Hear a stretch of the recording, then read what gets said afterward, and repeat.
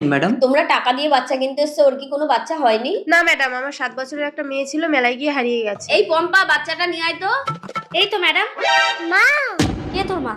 তিন্নি, এই তো আমার মেয়ে। আমার মেয়েকে আপনি কোথায় পেয়েছেন? এইটা তোমাদের মেয়ে? এই পম্পা, ওর মাকে ডাকতো। দীপা ম্যাডাম ডাকছেন।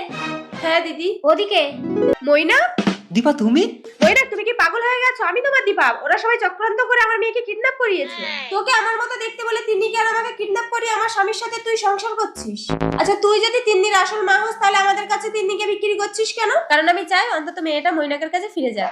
ও, আমি তো পাগল হয়ে যাবো। আচ্ছা ম্যাডাম, আপনি বলুন তো এই দুজনের মধ্যে কি আসল দীপা? তুমি এক কাজ করো, তুমি আমাকে জড়িয়ে ধরো। যে আসল বউ হবে সে চুপচাপ দাঁড়িয়ে থাকবে, আর যে নকল বউ হবে সে চলে যাবে। ঠিক বলেছেন আপনি। চুপ করে দাঁড়িয়ে থাকি, না হলে নকল বউ হয়ে যাবে। অন্তত নিজের চোখে আমি এসব দেখতে পারবো না। চলে যাও। তুমি আমার আসল দীপা? ভুল। প্রকৃত স্ত্রী কখনো নিজের স্বামী অন্য মেয়েকে জড়িয়ে ধরলে দাঁড়িয়ে দেখবে না।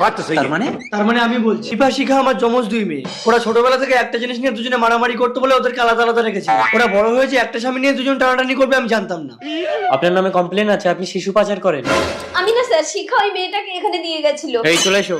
শিখা? কমপ্লেনটা আমি করেছিলাম। আমি যখন স্বামী সন্তান ফিরে পেয়েছি ওকে ছেড়ে দিন স্যার।